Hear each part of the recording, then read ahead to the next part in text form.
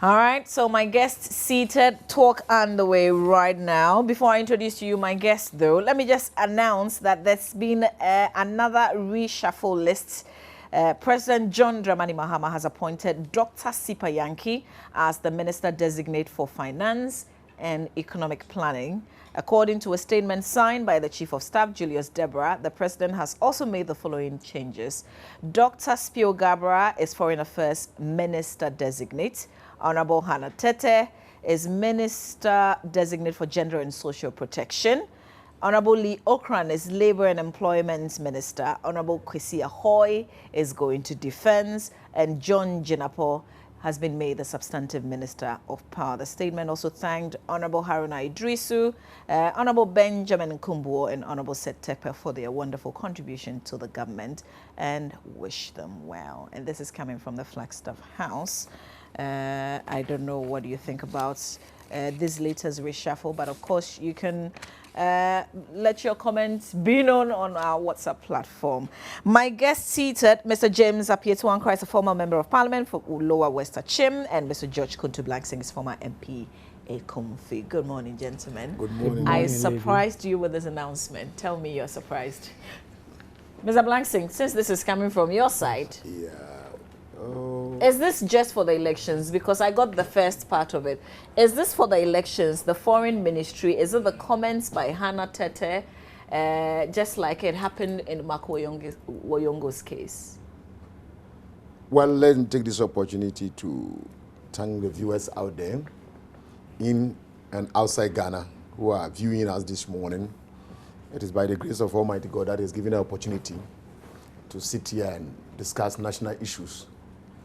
Madam Host, when I hear people saying that these changes were done because of election, I don't side with them. Because you know very well that system of governance, day in and day out, there is a time to rejuvenate or invigorate your machinery. It's like playing football. There are people on the, how do you call them, reserve, where we think that this is the hour that we need somebody to maybe continue the work that somebody have done to its logical conclusion for the interest of Ghana. You understand? So I don't see the reason why people just sit there and say because of the election or whatever. No.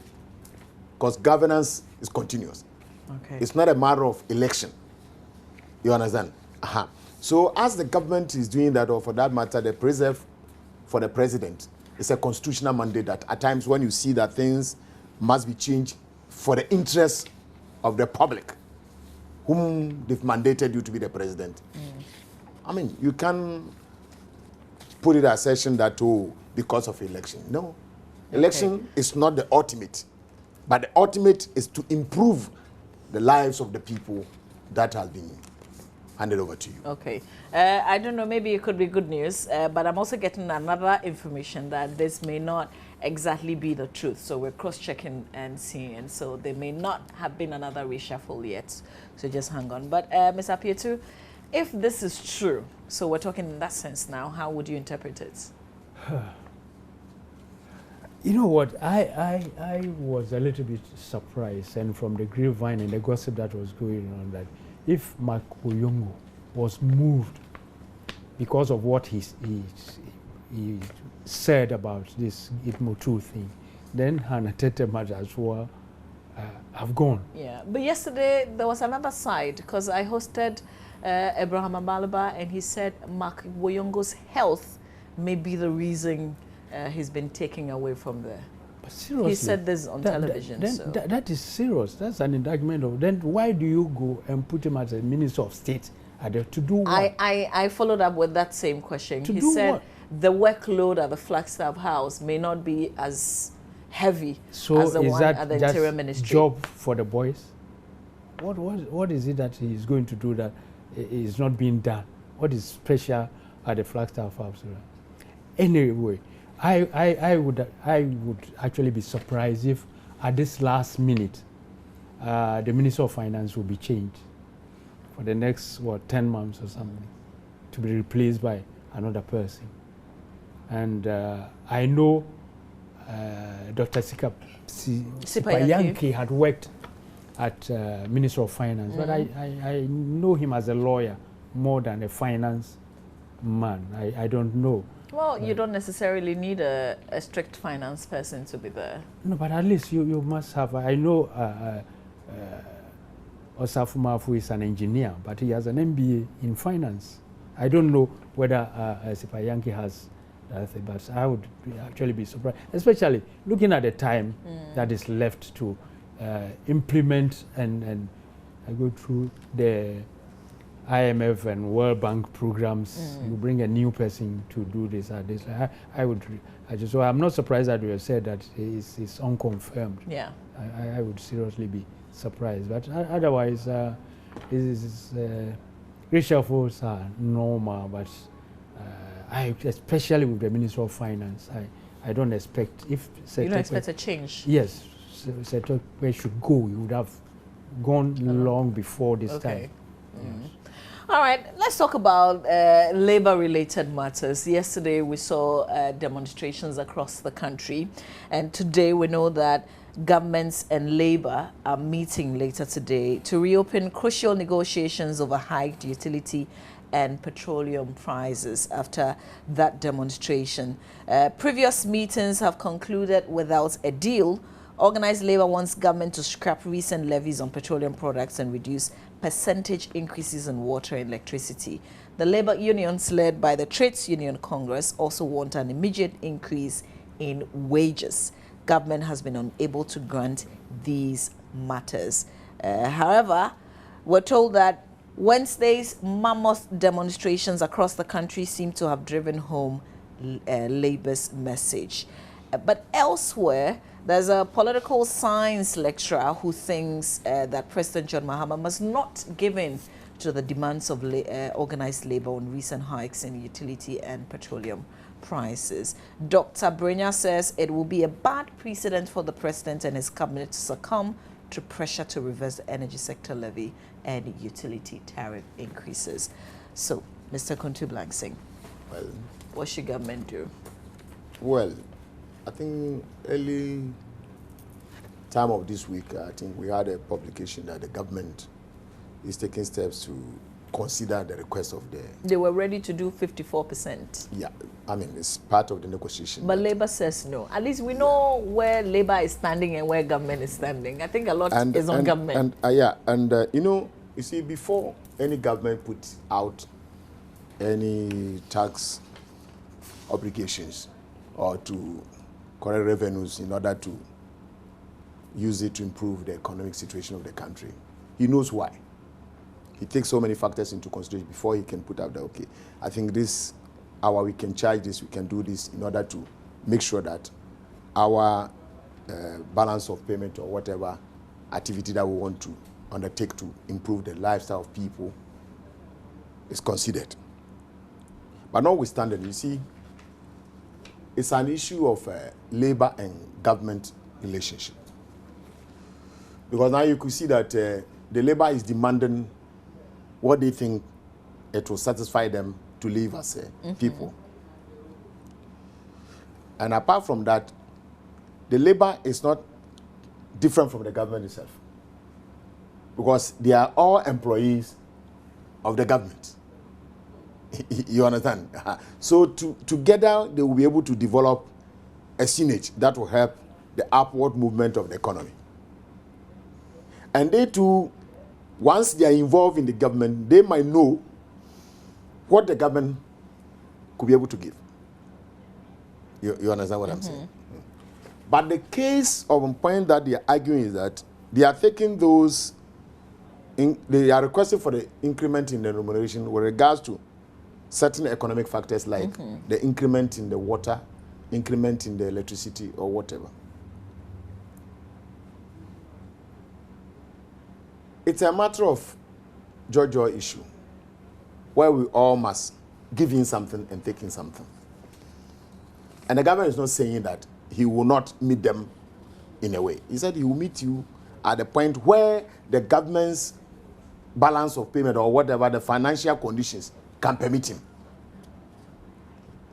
And they are saying no. They are saying no. That is why they went on the street to demonstrate.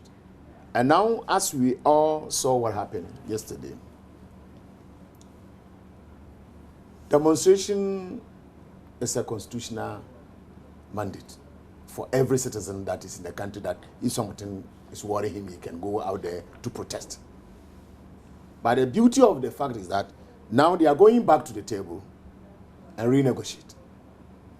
As we speak, I think by 2 o'clock today, let's go and negotiate and see the outcome of it. Because the government has said that I will not listen to or yield to your demand, but I cannot afford to give as much as you are requiring from me. You see, so for the interest of the country and for the interest of governance, the two must see how best they can negotiate that in the end, nobody will be at disadvantage. Okay. Because Ghana first. All right. Ghana first. Zapiatu, yesterday's demonstrations, this is how I understand it, was to bring some kind of force to the negotiation table. Do you feel the force will be felt when they sit down today? You know what, let me first of all say this, that this lecturer who is advising government as to what to do is a political scientist. He's not a labor. For me, it's only a theory that is propounding. I have, before I came up to management level, I started from when I became a union secretary. That is the ICU branch of the SIC. Before you go to the negotiation table to negotiate for any facility, salary or other things, we look at what management itself is also doing. If they are going to buy new sets of vehicles, being fuel free with other facilities, we would not just go and look at the balance sheet of the organization and ask that we want salary increase, but we consider all these things. What I'm saying is that labor now is not just looking at what government has in its kitty. It's looking at things like, where is the Woyomi money? Where is Asufutong money? Where is the Jida money? Where is this? If all these things are collected, it would cushion us. But they will not come out to tell you these things. Where is the money, the branding money? It says people should just refund. If it's somebody's personal money that somebody has taken, would you go and say just refund the thing? Or the person will refund with interest? Or somebody is going to be punished for the relation of duty? All these things are not done. And I am saying that if the government does not know, if they are not properly being advised, these are the underlying things. They will not come to negotiation table and tell you these things. So they've done their checks. Absolutely. And for all you know, they know the quantum of money that is in people's hands. They look at the lifestyle of certain ministers and certain appointees. So once they stand and they say, look, we are saying it's 50% or nothing else, then they know why they will be doing that. They don't want to kill Ghana. So are they pushing for the 50 or nothing else? Do you see them backing down slightly? Well, it's likely they might go down, a little bit, but not too. Really, because it's really biting. I mean, if you look at the utility bills, I bought some 200. It's on the 4th of January, and by the 19th, it was gone. You needed it. I am dreading going to buy. I can because imagine. I'm told that they're going to deduct what was effected in December. Sure, and you can imagine. So somebody told me that you bought 50 CDs, and you just slotted the thing in, and the thing just vanished. And these are serious issues. We know government on its own may not have the money to immediately, but you see, your actions will tell, and influence the decisions that labor will take. Somebody owes the whole nation. He says, I'll pay by 31st December. By 31st December, the person doesn't pay. you don't see anything happen. The next thing is that, oh, there's a rate from somewhere. You know, and people start thinking, is this not some collusion, something, some trick that is being played on your citizenry? Somebody takes money. He says a loan has been given to her and the people are paying. You see, we've collected some 50 million out of... You see, and seriously, I think that I don't see some seriousness in what the government... And if I were in the Labour, they say, I'll push you. Are you also not talking as an opposition person? No, that's why I say I have been a union secretary before. And we've had situations where we've gone with management and said, this time, no way, we're not going to, because of certain things that we've seen management do, which we felt that it was not prudent. Will they reveal all these, things that you're saying, for instance? They will not reveal. That one they will not reveal on the negotiating table. They will not reveal. Maybe perhaps behind the scenes and some private talk, some might be telling you. But my worry also is that if the leadership agrees, there are people, the members, the membership, the people who are also feeling the heat, may not agree to what their leadership have gone to the meeting to do, I suspect. You know, what my brother is saying, I differ a little bit from the assertion she's making, that the workers are basing their demand on the leakages in the system. Well, he's saying that they may have done their research. They don't just go for going's sake. They don't look at the money that government has, but they're looking at other things. They're looking at how you're spending the little that we even have. Mama, let me tell you one thing. Governance did not start today. It's us, the genesis of everything. This is not the first time workers are going on demonstration, asking for wage increase. This is not the first time. But this is a bit different. Oh, you see, this is not we're asking you to give us more money. This is situation differ with regards to existing conditions. Now they are talking about increase in water, increase in electricity. That is the whole mark or the basic underlying or underpinning factor that the workers are demanding for wage increase. On their placard, we read it. Yeah, but they are saying that the basic thing is either you go down with the increments or you pay us more so that we'll be able to afford. Oh, I am not talking in that. I'm saying that I differ an opinion expressed. I get you. Yes, and I want to make it emphatic to him that the people, the workers there, they are not talking about those issues. You see, we should not bring political tangent into all. But he said that they may not even disclose. I did. You see, from opposition, that's why he's saying this. You see, at times, let us address the issue as it is, so that the viewers out there will make the difference and make sure that we always press on relevant issues, not issues that are past. And then I will be making mistakes. But nothing he has said is history. Everything is present. All those issues he mentioned, they are before the law court. Not all. What majority, if not all, majority. So it's a step in the right direction to follow our rule of law. But it's also true that these are people who owe us. Madam, I am not saying that they don't owe Ghana. They owe Ghana. And if all those monies are brought into the kitty, it will help the balance of payment of government, of which we are all praying for, that the law court must pursue to its logical conclusion and come with the money. But the issue on table is workers are demanding increment in salary based on the increment in electricity and water and other relevant issues that they felt is not helping them. You understand, madam? And as we speak now, those workers, I'm not holding brief or I'm not accusing them. You see, when you talk about worker and management relationship, it's all of us that come together to build whatever we are. All those four that we are now enumerating them against the government, which place did all this thing happen? They are the workplace. These leakages, they are the workplace.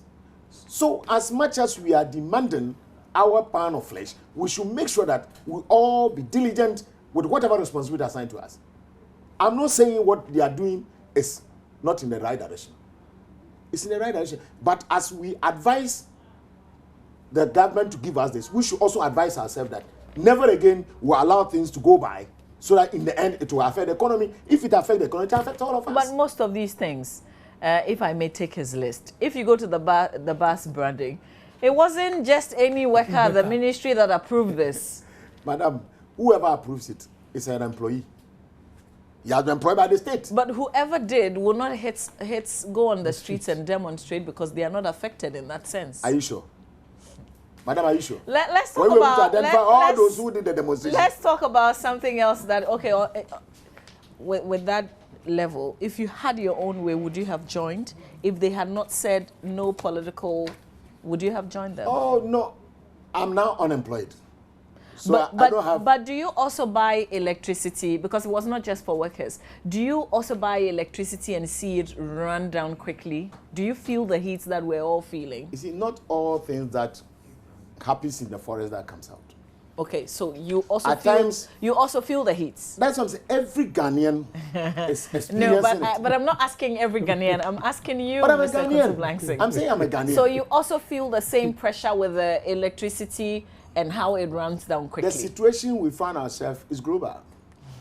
It's not only Ghana. Okay, so let me link it to this issue of most parts of the country going without electricity after a total collapse, systems collapse this morning. We did a round check in the opening of the program. So this is not just Accra, not in many parts of Accra, but this is Volta region, some people in the Volta region connecting, some people in the Ashanti region connecting, Eastern region connecting, even Northern region connecting. There seemed to be a major problem today. And when you go on City FM online, they say that they spoke to some person from the Electricity Company of Ghana who's saying there was a systems failure at Gridco, which they are working on fixing. So what is happening? People send me messages and they're asking, is this doomsday or this is what? I mean, give us a schedule, not the on and off interrupted like that. What do you know? You are closer, even though you're unemployed, you're closer to government than all of us. What's happening? Madam, yes, in fact, I happened to listen to the interview granted by one of the engineers from ECG, and he was saying that it was a systemic failure, which occurred in Tema and Accra. And the engineers are on it to put things online. So some of the areas have started receiving electricity. Because before I left the house, there was light off. Okay. I called Accra. What time did yours happen? Oh, mine happened around 5:25. Okay, just about the same yes, time. Yes, 5:25. That all of us experienced it. And one I was listening to the interview being granted by one of the engineers on Adom FM, and he says that there was a systemic failure, and the engineers are out there to fix the issue. So we should not take it as maybe a schedule or a doomsday or whatever. No, it's a system. You see, electricity deals with machines. And machines, at times, you might get fault. The rapidity that you use to restore, that indicate that whatever you are saying is true or not. And you could see that the issue has been addressed. And some areas, even when I came here, your system was running, the generator. Within 15 minutes, it went off and the main light came on. Okay, but it started running from just about the same time you mentioned, the 5 something. Exactly. But at some points, it went off, came back, went off, came back. No, it didn't happen. It didn't happen. In my house, when it came on, went off, came back, my stabilizer, kaput, is blown. You understand? So you should be thinking of suing ECG. To go to court, to go to court to sue them for this, what do you call it, a stabilizer. That's a big deal. Madam, you see, there are certain things you need not to waste your time in this country. You just let it go and get on with your life. Ms. Apietu, did you experience what we experienced? I did. That was just about 5:25 or whatever. I was just getting into the bathroom to get, and then suddenly everything went on. And I noticed that it was widespread. Yes. I live at Dansuma, so I looked and I realized every place was dark. But you know what? I want to say that this, under normal circumstances, should not be too much of a problem, except the propaganda that our friends in the NDC put to this. Oh, we'll fix it, we'll do this. You see, we are doing it. We'll say it's not going to. We should leave this to the engineers, you know, to do their work and explain. Isn't that what the president has said now?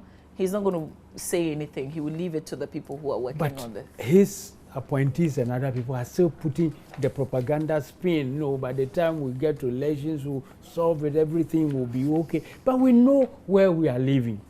We know that we haven't gotten to where the Americas and UKs are. So we should expect some of these things. That is why I'm saying that let us leave it with the engineers to do their work and stop this propaganda and the spin and why. I wouldn't be surprised that some of the radio stations by now you'll find some of our friends they're trying to explain, politically why, how this thing is done. That is my worry. We should leave it with VRA, Gridco, to handle the system, and then we will all be know that we live in a third world, and that these things are things that would happen. That is my worry. All right. You see, we should try to wake up because we are in a new dawn. When he talks about our friends in NDC making spinning or making propaganda, I'm here, I'm NDC member.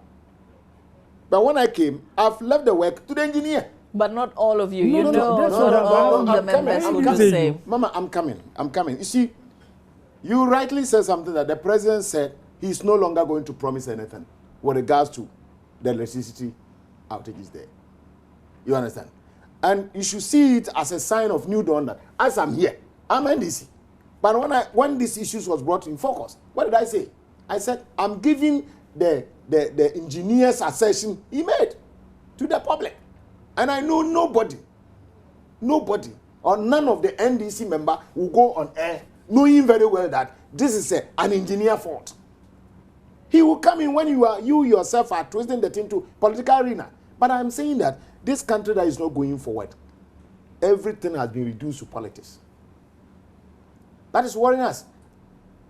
Everybody. The politicians contribute. Yeah, but he's you a contribute to it. No, because I came here this morning. Please, I came here this morning when you were asking me about the fact of which has happened now. What did I tell you, my dear? I said, for the point of the engineer's assertion on radio ahead, this is what he's saying. I never said NDC is saying he's going to do this, going to do that. So even that should give you a hope. That should give you a hope. He says find hope in what he said. Of course. Because you know that I have known be hopeful that other NDC communicators would do the same. That's why when the president says something, they should take the cue from the president that look, our president, the leader of our party, has said this. So that is what will go. But then they go and say... No, we should be self-obedient. The final issue that I want us to take a look at would be the work of the Public Accounts Committee. They are sitting and different people appearing before them. It's more of a finance matter now because yesterday the GRA boss appeared with his team and they went through a series of some monies that were supposed to have been paid since 2011 have still not been. It looks like there are some gaps, lapses in the work of the GRA. The governor of the Bank of Ghana was also supposed to appear before the committee. He didn't show up yesterday for the second time. They are hoping that he does for the third time. But I think the question I want to ask, since you both have been in Parliament, is how important is the work of the Public Accounts Committee, apart from the fact that they bring these important revelations out, and then it is just left there. How important is this committee? Something, or how powerful? For some time now, we're supposed to have a special court set up by the Chief Justice, the judiciary, so that these cases would be sent there. Unfortunately, for all these people, that particular court had not been set up. So all these things that we've been hearing, if there's anybody to be punished, are purely administrative punishments that are given. Why they have not been set up, I don't know if my memory serves me right. So you think that would have resolved, you bring out these things and it's immediately prosecuted? Absolutely, referred to. The Chief Justice, I think sometime last year, promised he was going to, so I'm not too sure whether it's been set up as at now. That's something we can cross-check. Yes. So, when you talk about the Public Accounts Committee, it's one of the cardinal sector within the structures of Parliament that oversees the financial activities of all the DAs, sorry, so that there will be efficiency and accuracy.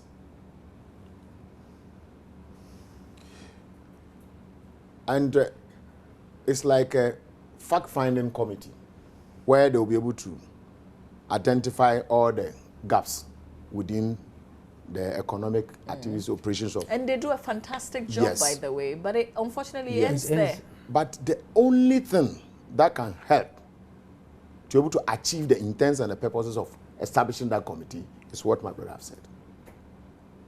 So at the end of the day, when there's a special court deals with the matter after ascertaining all the factors, they just push it to that sector. And then they use what they have as evidence to prosecute you. Because the evidence is clear before the public. Whether you took Peswa or Penny, it has been outlined there. And that one, nobody can say, oh, let him go behind and turn out the issues. In fact, now they've gone beyond private sitting and it's public. Yes. So it will also help the government to be able to achieve some of its targets, because there are budget given to some of the ministries, and the way they use it is another problem. And that will turn out to have effect on the governance. And at the end of the day, the president will be blamed. Because he's the head of the executive. Yes, but because he is the head, and because he knows that he cannot do the work alone, that is why he has structures. Yeah, but he's still responsible for the rest of those structures. But what I'm saying is that if effectively all the issues within ambit of what we are discussing now is done by putting up the special court, it will reduce those tendencies. Is this something that, as political parties, when things are politicized, sometimes they have great effect? Should we have the political parties make clear statements or positions on this? Going forward, what do you think? You know what? It's the people that make the politics. It's the people that make the politics.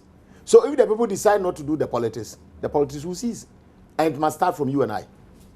Mr. Pietri, maybe I can get a straight response from you. Maybe is that some citizens will have to go to court and demand of the Chief Justice or whoever is supposed to set up this, why it's not done that.